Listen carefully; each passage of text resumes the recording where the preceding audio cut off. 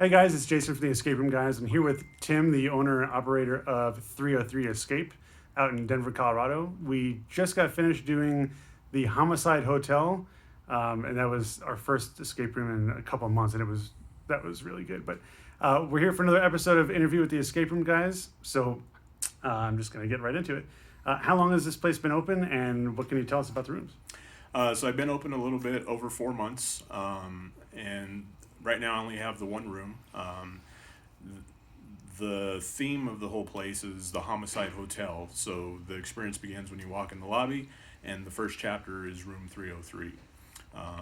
It's a little bit different than other escape rooms in the fact that I have chapters and not a bunch of separate rooms in one facility. Um, so yeah. It worked out really well, and the story is going to continue on their website. They have the next room is in the works, so I'm definitely looking forward to that after this one. What's the design philosophy behind how you create your room and story here? So the philosophy is basically putting 110% in every aspect of the design. So with set design, puzzle, unique coming up with unique puzzles, the lighting, the sound, pretty much everything that goes into it.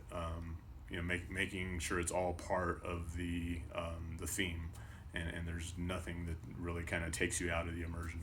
And piggybacking off of that question, where do you get your inspiration for the puzzles and on top of the theme? So believe it or not, I've only played about 15 rooms myself. I intentionally did that because I experienced a few bad rooms, and I didn't want to get too influenced by what other people are doing. I wanted to do my own thing and try to create the best experience that I could. So the theme basically was just something I was passionate about, which was the horror genre. And then the puzzles themselves basically just came from the story.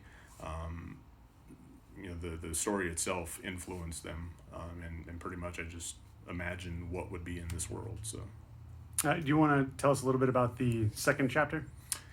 So chapter two is actually going to be called the Dark Heart of the Hotel, and it's basically going to be it's going to explain a little bit more about the backstory of Robert Quinlan, who is the serial killer, and it's going to take place in a little bit more of where he spends most of his time when he's in the hotel. So the cellar and the furnace room. That may be chapter three. So Okay. What's your favorite room from another location? so one of my favorite rooms is actually Rabbit Hole. They're in Louisville, Colorado. They have one there called the Mystic Temple, Ruins of the Mystic Temple, and that pretty much nailed like all of the different aspects that I find important in design. Really immersed you in the story. The whole set was just awesome, and it had one of the best endings I've ever seen in an escape room. So, Not gonna lie, when you said Louisville, I started looking at Kentucky. right. Looking that up on the fly. Uh, I've heard some pretty crazy stories about what other people have done in rooms. What's the craziest or most ridiculous or stupidest thing you've seen someone do in that room? And it's only been a couple of months, so it Right. should be slim pickings. Right. I can't really think of anything in particular.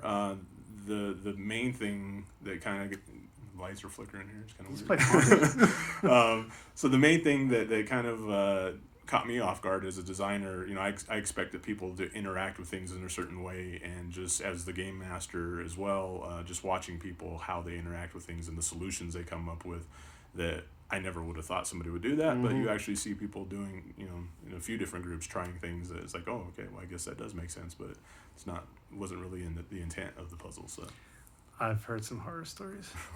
Some very, very bad horror stories. Do you have any promotions going on? yeah, so we have an ongoing promotion. It's when you book 7 days in advance, you use the code 7day at checkout and you save 7%. So. Awesome. And is anything else in general you'd like to add? Pretty much, you can find us on our website. It's 303escape.com. We're out there on all the typical social media: Facebook, Instagram, Google, Twitter, all that good stuff. One of the things I would add is when I designed the room, I was very close to the project, and I actually had a lot of doubts of were people going to enjoy it or not. But I kept pushing forward, and it was really I was kind of taken back by the reviews and the positive comments that have come forth. So actually, where we are now, we don't have anything less than a 5-star review, and people are just leaving raving comments, and So thanks to everybody for that. So Yeah, well, you'll get one more from us. thank you. We've done a bunch of horror rooms in the past, and this is right up there with some of my favorites. So we'll have this interview will be up later in the week. Review coming as usual. It takes a couple of weeks, but you'll see it. And Tim, thanks for having us. All right. Well, thank you. Take it easy, guys. You too.